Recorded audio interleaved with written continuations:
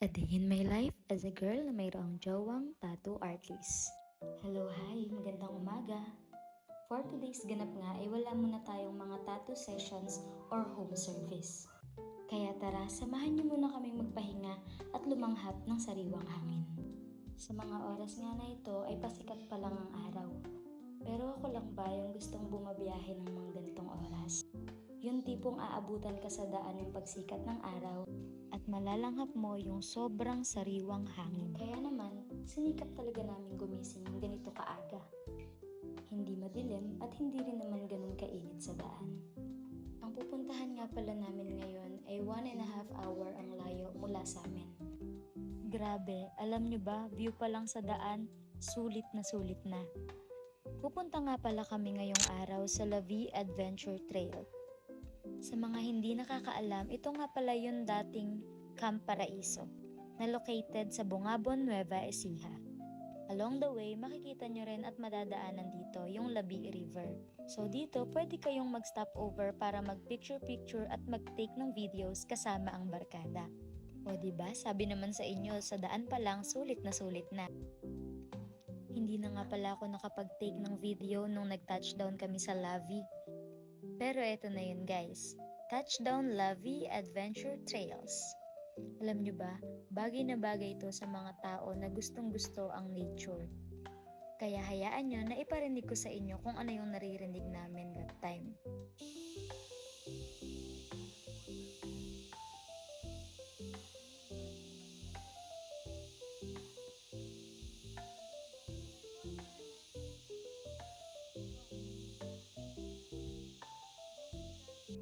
O diba? Purong tunog ng kuliglig at kalikasan lang yung maririnig nyo dito. Nga pala wala ding signal dito kaya magkakaroon talaga kayo ng time para makapag-bonding. Hindi lang pang barkada, pwede rin pang pamilya. Kasama nga din pala namin ngayon yung kapatid ng aking jowa Bells at kanyang asawa. Napili nga din pala namin na mag-set up na lang ng tent kaysa mag-check-in sa mga cabin nila. Nga pala guys, meron din sila ditong ino-offer na mga cabin. Merong kubo, meron namang fan room, at meron din namang air condition. So since mahilig nga kaming mag-camping, pinili namin mag-set up ng tent. Ilalagay ko na lang din pala yung link ng kanilang Facebook account sa mga gustong pumunta. Sa part na to, nag-start na rin kaming gumala-gala at mag-explore sa lugar na to. Isa sa mga nagustuhan namin ay itong pagganito nila. Hindi ko alam kung anong tawag dito pero sobrang ganda. Perfect nga to kapag gusto mo talagang mag-picture Tapos nature lover ka. Pagpasensyahan nyo na kakulay ko yung mga dahon. Natatawa nga ako sa kasama ko dyan. Huwag daw akong didikit sa mga dahon kasi baka hindi niya ako makita. Ito talaga guys yung nilulook forward ko sa pagpunta namin dito.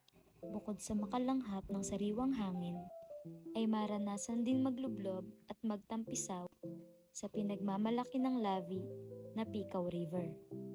Ayan nga nauna na nga ang aming mga jowa bells.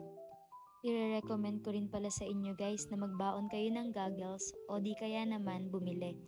Meron naman din silang binebentang mga goggles dito kaya huwag kayong mag-alala. Sobrang ganda sa ilalim guys. Halata naman sa aming mga jowa bells na nag-e-enjoy sila, diba? Ang dami kasing isda. After nga namin na makipaglaro sa mga isda, meron pa talaga kaming isang target na puntahan. Ito ay ang Picaw Falls.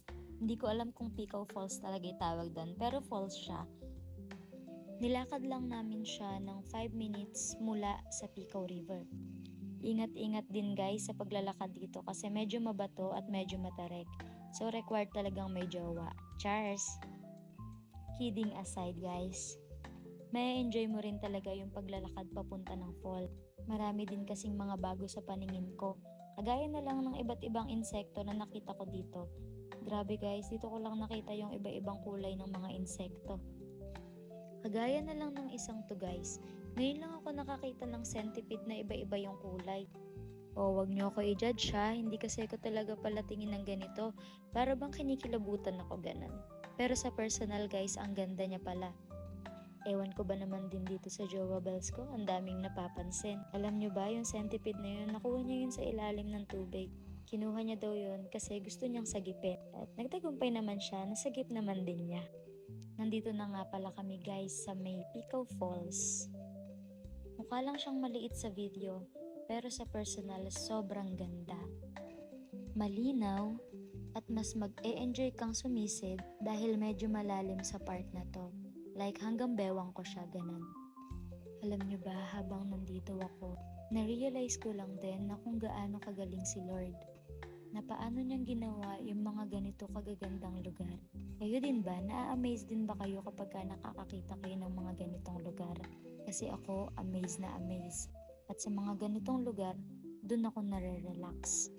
Kaya kung stress kayo ngayon at kailangan nyo ng relaxation, baka nature trip lang din ang katapat niyan. Yun lang muna. See you!